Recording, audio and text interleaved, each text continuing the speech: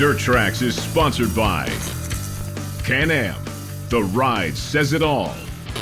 Polaris, the ultimate in off-road vehicles.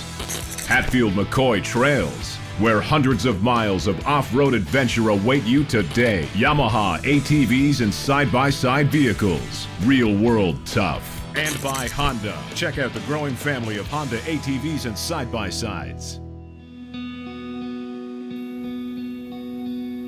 In our relationship between Jim and I, he's the consummate hunter, he's the consummate fisherman, and sometimes I say I'm just a social convener. Where we grew up in Northern Ontario, you hunted, you fished, you snowmobiled, you made bush buggies. Being out has been a big part of our growing up. We bought this camp in the spring of 2004, and it was going to be a deer camp. You know, there's no running water, there's a hand pump, and there's no showers. And sometimes it's just a place you need to come back just to kind of get away from it all. You know, it's just a part of what we've done for years, and you know, I really enjoy coming up here.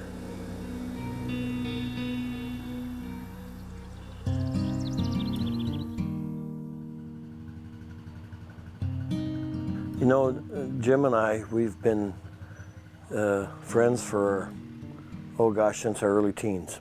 And you know, I always remember the first time I saw Jim driving by our house on a snowmobile with his sister, and we all laughed because who takes their sister snowmobiling? But anyways. Actually, I met John, I was chasing his sister around and ended up spending more time with John than his sisters. Started biking together and fishing and hunting, and eventually grew into getting the camp together. Heavy stuff, you get the light I'll stuff. get the cooler, John. Okay, I'll get this heavy pack I got here. Got a good sized box on her, eh? Yep. Need it with all the gear we bring. Yeah, no kidding. The older we get, the more we bring. Buckle it up. I will. I think this plano case is even bigger than you, John. Put a seatbelt on it, we'll be all set. That's a nice pack, Jim. Thanks. You can't use it. I'll get it one way or another sometime. I'll put mine down on the floor, John. You can put yours on top. Well, yes. We got to pad the Browning, Mr. Browning. Well, we got her loaded. Next stop will be the camp. Oh, look at the grab bar. They must have knew you were driving. John, this is the safest we've ever been in our life, I think. I know. Well, the older we get, the safer we need to be. Well, let's see how the Viking 6 works. Next stop will be the camp. We have spent so much time since those early teens, hunting and fishing together and hanging out, and just, you know, it's one of those friendships that it's rock solid.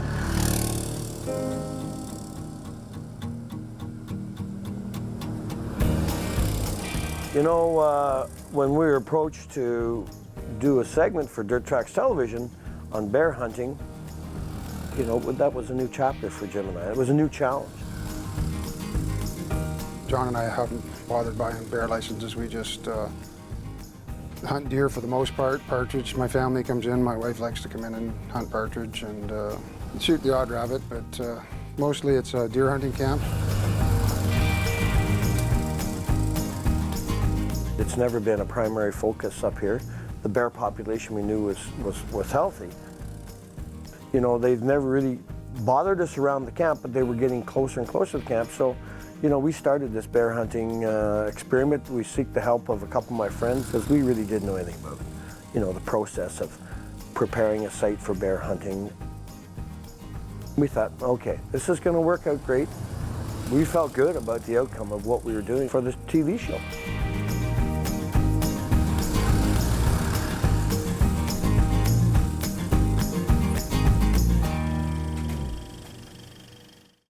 DirtTrax is sponsored by Brimstone, where the journey is your reward.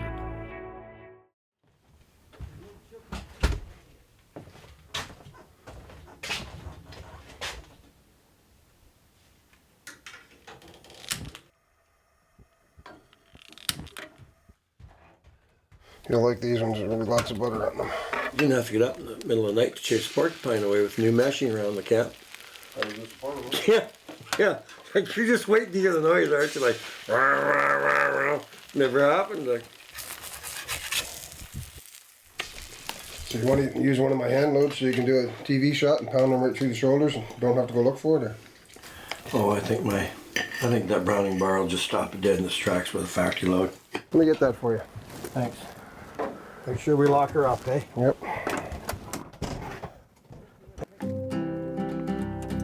Oh, sorry. Okay.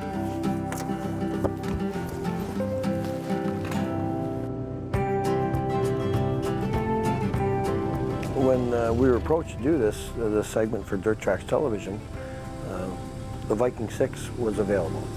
The Viking 6 was something new for me.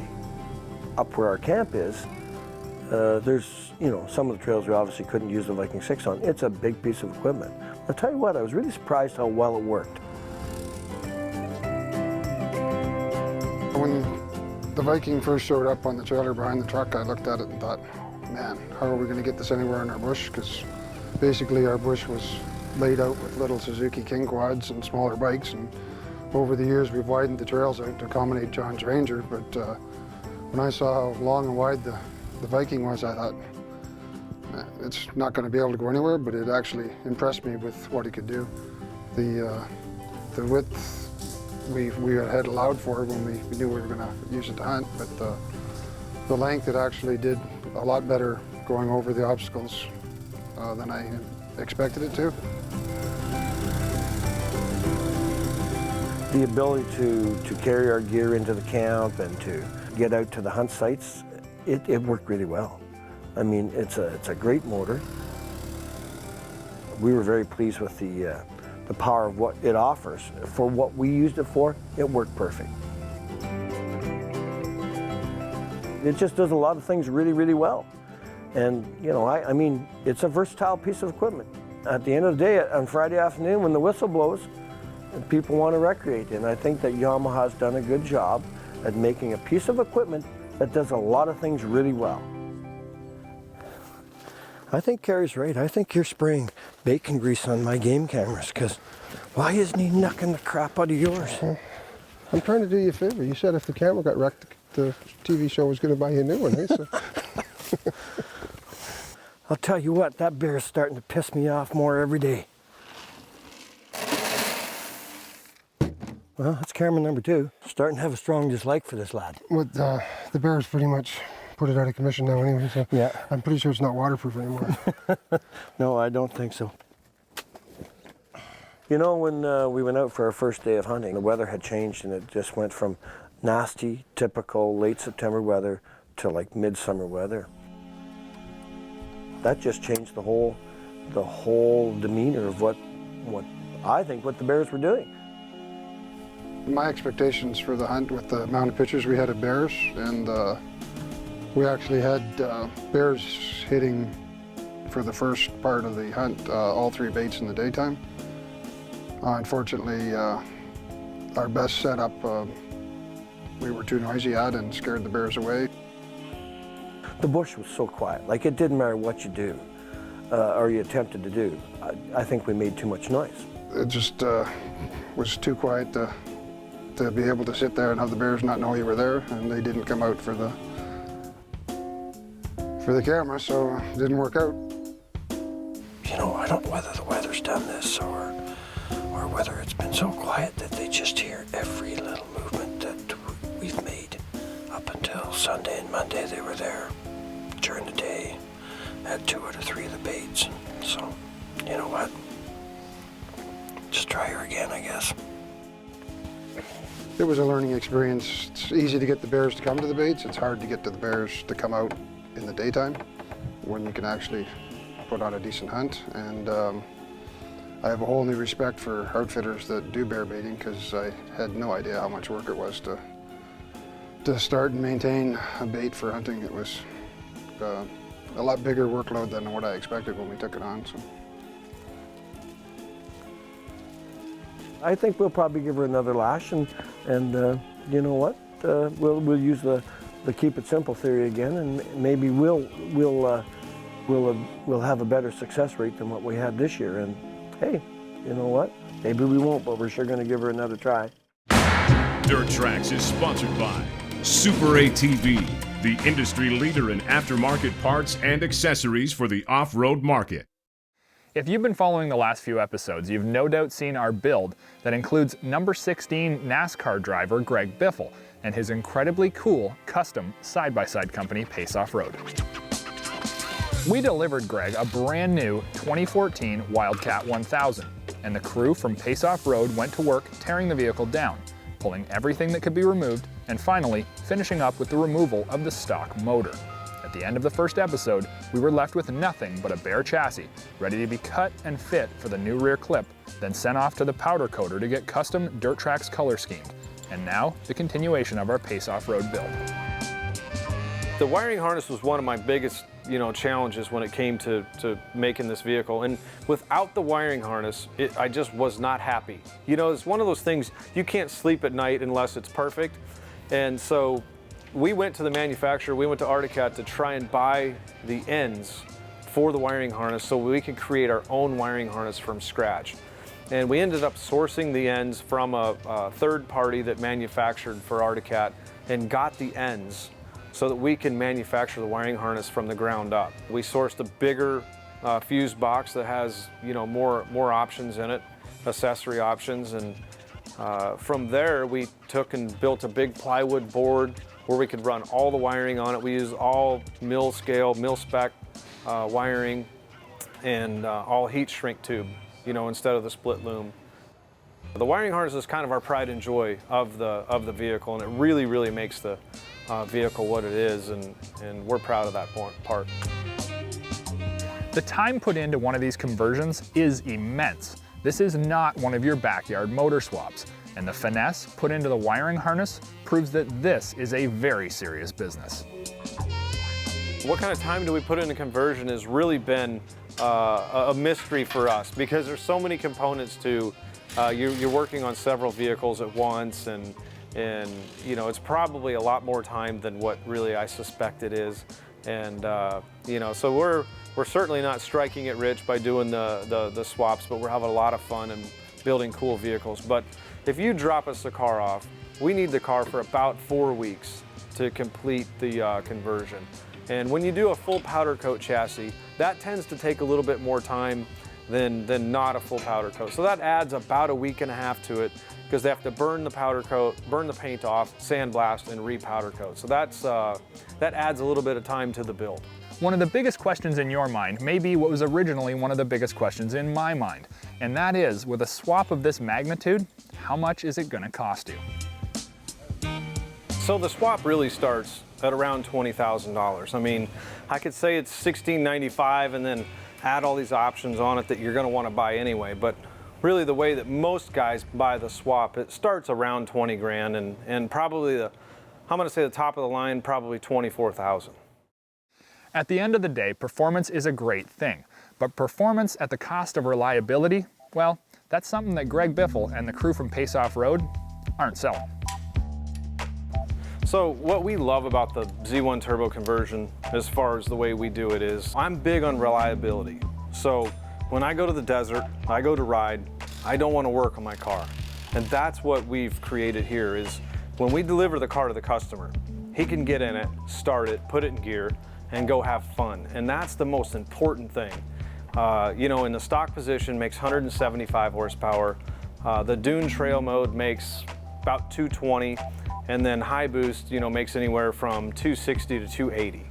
And we recommend race fuel on the high boost, but the other two we just use 91 pump gas. But the most important thing is, when we deliver the car back, is have fun, because you're not going to be working on it.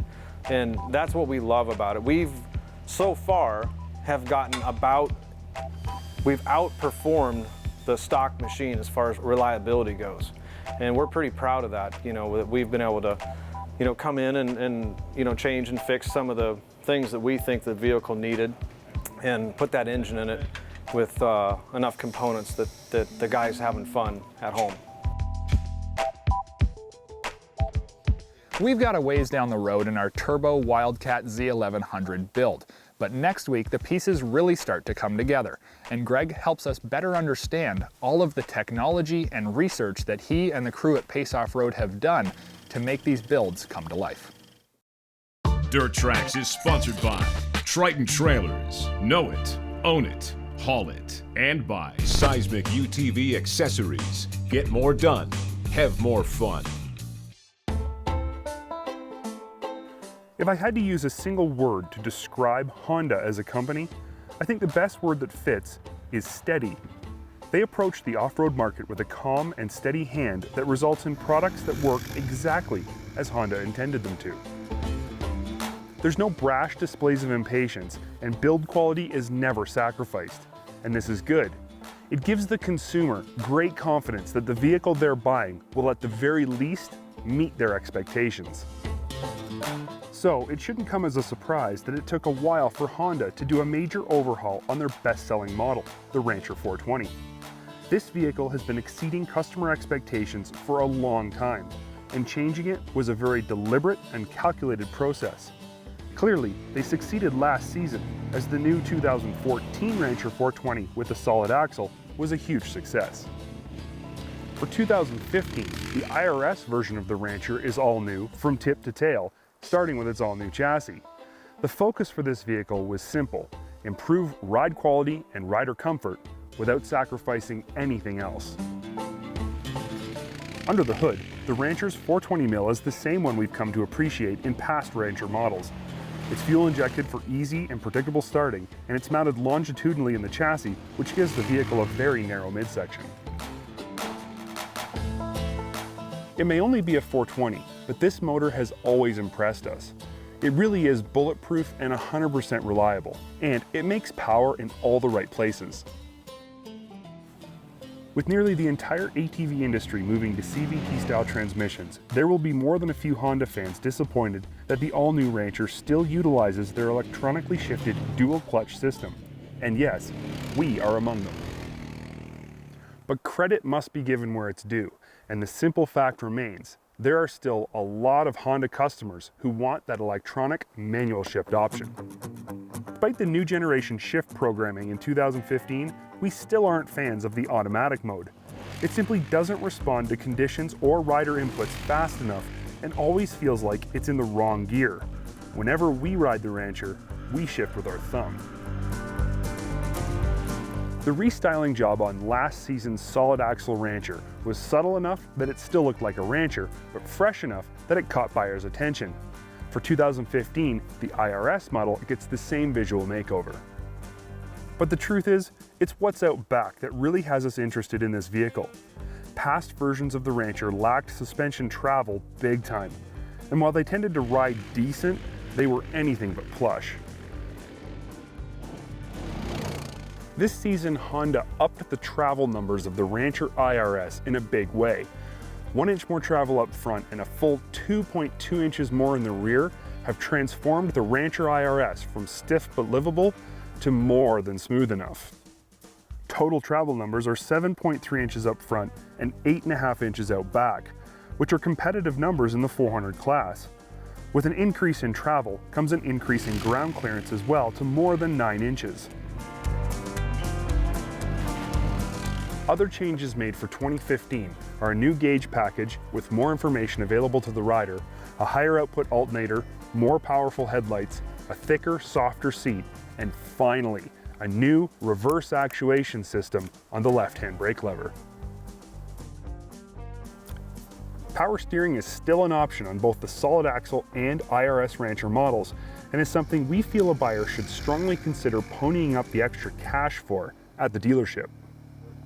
At the end of the day, all this talk of new designs, more features, and longer travel, well, it's all just noise if it doesn't add up to an overall better riding experience. And in this respect, I've been very pleased. You could even say my expectations have been exceeded. The 2015 Rancher 420 IRS isn't just an improvement over the previous generation. It has become an entirely new vehicle that will appeal to a much more broad range of buyers. Longer travel and a softer seat mean a better ride and improved rider comfort for those long days on the trail and less fatigue when the trail gets rough. Better ground clearance means improved capabilities when the trail gets really gnarly and you're navigating tough terrain or hauling heavy loads around your job site or your home. In my opinion, previous Rancher models were far more biased to work than recreational usage. This new Rancher is every bit as capable when you need to get the job done, but provides a greatly improved riding experience when the week is over and it's time to play.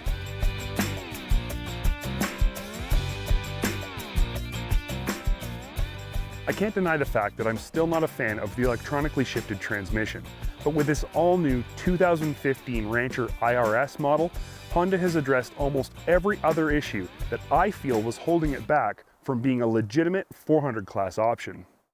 DirtTrax television has been sponsored by Polaris, the ultimate in off-road vehicles. Can-Am, the ride says it all. MBRP Performance Exhaust, making power with MBRP. Arctic Cat, share our passion. And by Honda, check out the growing family of Honda ATVs and side-by-sides.